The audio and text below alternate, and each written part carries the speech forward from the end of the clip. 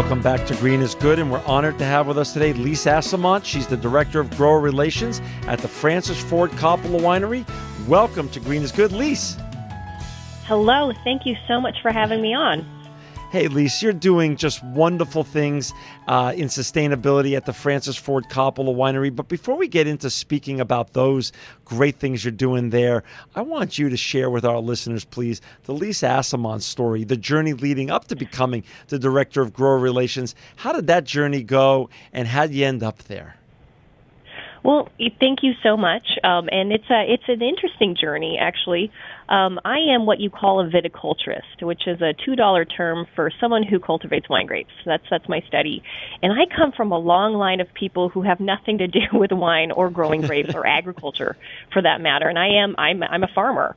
So I didn't want to be a doctor like my folks. My mother's from the Philippines. My dad is a third-generation American, but his family's French, and everyone is in the medical field.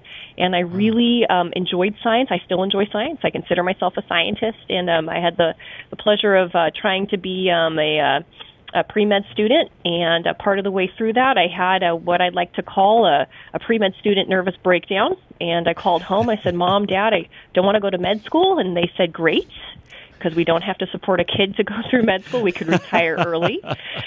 Everyone was happy. I threw a party when I got home, and my dad took me aside, and that French heritage, it's pretty strong. And he said, what are you going to do? And I said, well, I'd like to get my undergraduate degree in anthropology or biological anthropology. And he goes, okay, so what are you going to do? And I said, well, I don't know. And he said, well, why don't you, you've drunk wine your whole life. It's a part of our family lifestyles. We consider it a food at home, and why don't you check that out? And I did, and I ended up going to UC Davis, got my master's in viticulture, studied with some amazing people, and fell in love more with the farming of the wine grapes than with the winemaking. Because my whole life I've been a very outdoorsy person. Grew up skiing, snow skiing, and grew up in the mountains of Lake Arrowhead, California, where sustainability is exceptionally important to us there, and preserving the beautiful environment that we have there and the beautiful blue lake that we have. And so it all kind of fit in together really well. And 8 years ago, I had the sheer honor and pleasure of being invited to join the Francis Ford Coppola winemaking team. And ever since then, it's just been an amazing, amazing journey. I got to tell you, working for a company that cares so much about its employees, about it treats us like family, and really sees the world in a very different way than any other wine company I know of, has been wonderful. They don't clip your wings; they put your wings on and say, "Go for it." And it's truly an amazing team environment. I'm very grateful to the Coppola family for that. That is just wonderful. And you are the Director of Grower Relations there, right? Yes, and that basically grower relations is a part of the viticulture field where in the California wine industry, we are the viticulturists that work on behalf of a winery. We're employed by a winery, and our main job is to make sure that the relationships between the growers, the grape growers of the wine grape growers of California and the wineries is a successful one, is a sustainable one for that matter, and we are basically the consulting viticulturists on behalf of the winery to make sure that the level of quality and the style of wines that we produce start in the vineyard. So another way to kind of look at me is I'm the farming winemaker. I'm the winemaker of the field. That is just wonderful. And I'm on your website now, and for our listeners who want to follow along as we get this wonderful chance to visit with Lise today, you could go to www.francisfordcoppola, Coppola winery.com, francisfordcoppolawinery.com. And I'm on the site now. It's a visually gorgeous site. It just like invites you, and I feel like I want to walk into the winery just by being on the site. So it's just really special. So take us a little bit about, tell our listeners and share with our listeners a little bit about the winery itself, and give us a little bit of a visual tour and of how it's to be at the winery. Well, I alluded to it a second ago where I said working for the Coppola family and working for the Francis Ford Coppola Winery, we're individuals. We're run by an artist. Francis Ford Coppola himself is truly an artist at heart, and family is the most important thing to this man. So when you go to our winery, you look on the winery website, which is extremely beautiful, and props to our tech team and our website designers there, who are artists themselves. It is unlike any winery you will ever go to in your life. I think the first thing you notice is that there's swimming pools. And what does swimming pools have to do with a winery and wine and all these things? But basically, our winery is it's a destination. It is a Sonoma County wine visiting center and gem, where basically the Coppola family want you to come to our winery and spend the day. Bring your family. It's not just for adults only. We have cabines that are for rent for the day, and you can change in a cabine and lay down on a chaise lounge, enjoy some poolside service. The kids can swim. There's lifeguards. There's we have a pavilion there, a beautiful pavilion where we actually have local theater and music as well, musical performances.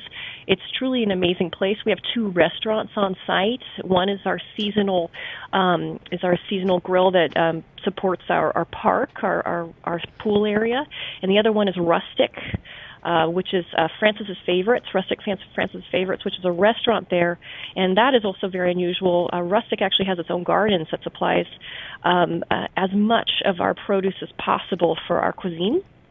Wow! It's a pretty amazing place too. I mean, you'd really dig Rustic too. It's really neat. They've actually structured all of their restaurant waste, all of the restaurant oil goes to a company that produces toiletries and soaps, and they're very beautiful, very high end, very nice soaps and bath soaps and lotions and such. And all of our other waste is also composted. It's a really neat restaurant. So wait a second. So really what you're sharing is not only is this a very family-oriented place to work and to share the wine and winemaking and food experience, but the Coppolas themselves are really into sustainability. This is a DNA and a culture thing. So share with our listeners, what was the epiphany or the tipping point or the catalyst, for that matter, for them to be so into making sustainability part of the culture and the DNA of your great winery? Well, it's from the top down. The Coppolas themselves, I said earlier, family is everything to them, and they love their family so much, their children and their grandchildren.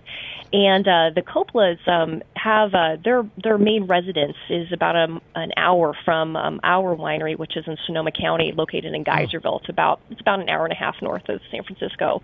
But their main residence is located on the Inglenook Estate, and it was so important to them that their grandchildren could run free at this estate, this beautiful historic estate, and never have to worry about chemicals. It's a very reasonable thing. You love your kids, you love your grandkids, you want them to run on the lawn and not worry about anything. Right. And that's kind of where it sort of started. That was the seed. Their resorts, the Coppola family, and our Francis Ford Coppola Presents, our mother company, owns resorts the first ones were in Belize. And in Belize, these resorts actually have water-based energy sources, which is extraordinary. And it was revolutionary at the time when the resorts were founded and created and engineered. And then outside of that, too, first and foremost, it's a beautiful day resort. It's a beautiful place to come to. It is hospitality is first and foremost. When you go to our winery, we want you to feel like family. But we are a fully functioning winery. That's what we are, first and foremost. And when you're a winery, there is a lot of practicality involved with waste management. With wineries, we have pumice, which is, when we crush the grapes, you have leftover pumice, and what do you do with all those skins and seeds and leftovers from a fermentation? We have packaging and cardboard. What do we do with that? All of these things. And out of sheer practicality and wanting to, not necessarily, it wasn't an environmental claim, but just a practical, what is the best way to manage our waste? And in the same regard, make that a sustainable situation for us. And that basically came into, we compost all of our pumice, which is great. And then we use that pumice back in the vineyards. There's 25 acres there and another 40 acres up the road from there that we use that to add green manure back into our fields. All of our winery all our winery wastewater is actually recycled, and that's the water source that we use to irrigate all of our vineyards at the Francis Ford Coppola Winery Estate Vineyard. So it's a completely sustainable system. And all of our packaging the cardboard for that, of course, is recycled. That was extremely easy. But a lot of that kind of came from this seed of, we love our family, we love our grandkids, and let's do the best we can. Wow. And it translated all the way down to, well, you know what? I'm going to turn the water on in the vineyard, and it's coming from recycled winery wastewater that we just washed a tank out with.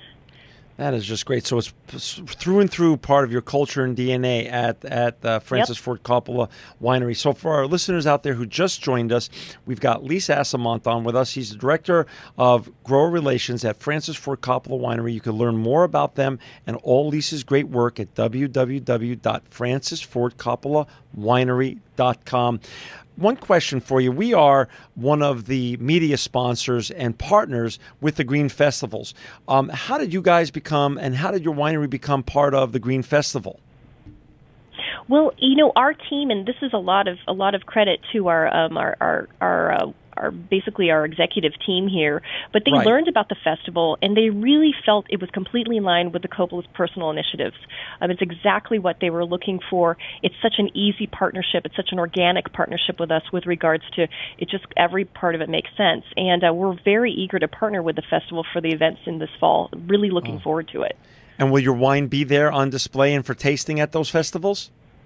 I believe it is, and it's very exciting to bring that to that festival and share basically a very exciting way to experience sustainability in practice is to be able to literally put it in your mouth and taste it. And it's we're very proud of our wines. Again, first and foremost, we're a winery, and I think there's no better way to drive a point home than do that. Right. Oh, wow. You're not kidding. Let's go back to the sustainability and all the great things you're doing. Talk about certifications. In every industry, there's certain type of good housekeeping seals of approval and different types of certifications. What types of certifications do you have at the Francis Ford Coppola Winery? Well, we take our certifications, you were correct in saying that plurally, very, very seriously, and we're very proud of it because it is a part of our DNA and it is a part of our heart. And at this point in time, it's a big source of pride for us to state that both the facility, so the winemaking facility, and our vineyards that surround the winery as well are certified sustainable.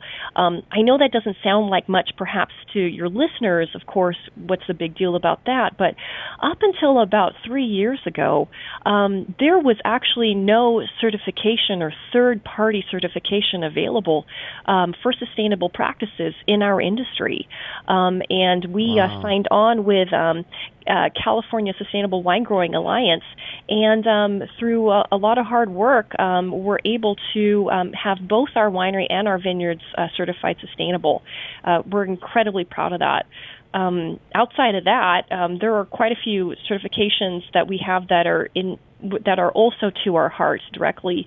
One of them is fish-friendly farming. Very proud of that. That was started in, I believe, 1999 by Laurel Marcus. It's an entity over actually Napa County, which is one county over from us, about an hour's drive.